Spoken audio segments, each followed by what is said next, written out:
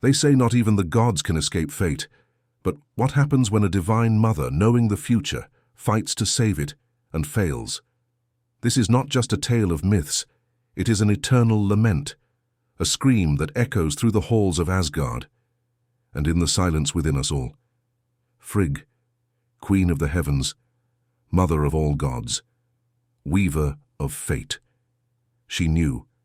She had always known. Dreams, visions, signs, all foretold the death of her most beloved son. And she tried. She pleaded with the earth, the sky, the creatures, the invisible forces, so that no weapon, no being, no event could harm Balder. And she succeeded. Almost. Except for one detail. A mistletoe. Fragile. Pale. A forgotten weapon. And a smiling traitor. This is not the story of a mother who lost a child.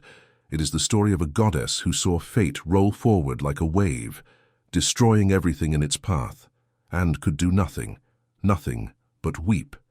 And in that silence, Frigg's voice echoes, not as a scream, but as an eternal whisper in the wind. Asgard glistened beneath the golden stars. Frigg, mother of the gods, descended the steps of the great hall where Odin raised his scepter, and their children smiled around the throne. Balder, the brightest and most beloved, was Asgard's pride and the jewel of Frigg's heart. Laughter filled the halls like echoes of eternity. It was a world suspended in balance, where every day felt infinite, and the threat of time seemed a distant whisper. But Frigg did not laugh. Her golden eyes, like the dawn, reflected the shadow of a truth. In the silence of her chambers, she saw what others could not. Dreams of ruin, visions of Balder's blood upon sacred ground, voices whispering the most feared word, fate. She knew. And moved by a love beyond limits, she descended through the 9 worlds. She begged every creature, do not harm Balder, from stone to wind, from fire to water, all swore loyalty. But the mistletoe, a plant so insignificant, forgotten, pale. Frigg did not ask the mistletoe, for it seemed harmless. Meanwhile Loki watched. His twisted mind and crooked smile saw not just the mother, but the flaw. He knew. Where love grows excessive, fate finds a door for chaos. The morning sun gilded Asgard's halls as the gods gathered to play. It was an innocent game, where each god hurled weapons and objects at Balder, who remained untouched, immune to all harm. Joy flowed freely. But in the shadows, Loki watched, and with him the mistletoe, that forgotten detail.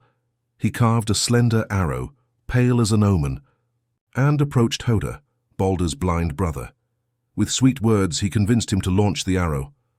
Balder is invulnerable. Do not fear. The arrow sliced through the air like a whisper, and struck Balder's chest. Laughter ceased. Silence fell like a shroud over Asgard. Balder collapsed. Blood spread like a veil over the golden floor. Frigg heard. A distant sound, an echo from afar. She fell to her knees. The world trembled beneath her silent scream. She ran. Her bare feet struck the cold marble, each step echoing with the weight of a shattered heart. In the days that followed, Asgard dressed in mourning. Frigg begged Hel, the Lady of the Dead, to release Balder. Hel imposed a condition, that all beings in the universe must weep for him.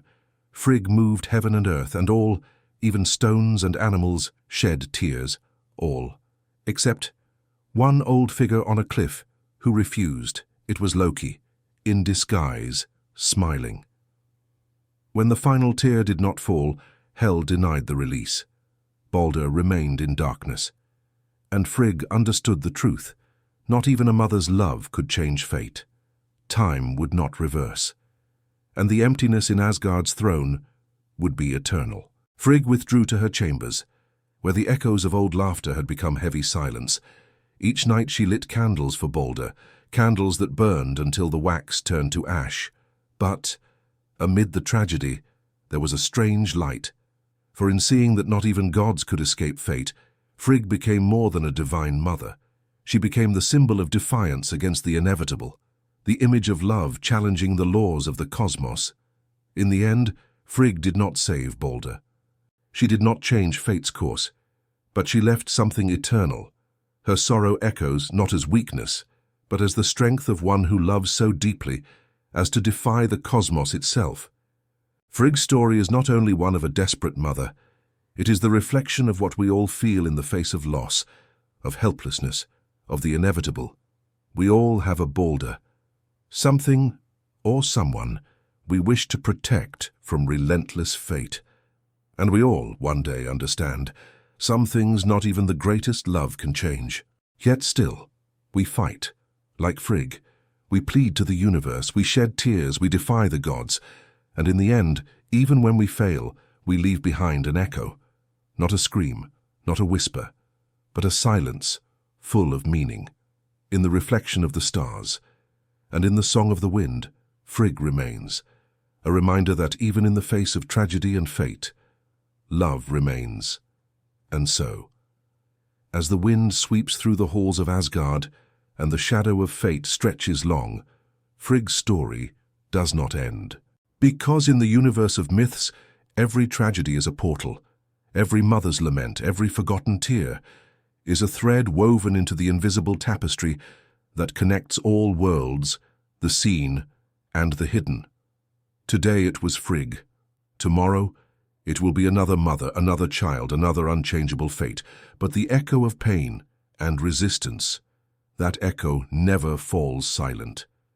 In the next myth, in the whispers that cross time and stars, who knows which other goddess and which other heroes will face the same abyss? The mito verso does not end here. It merely turns a corner.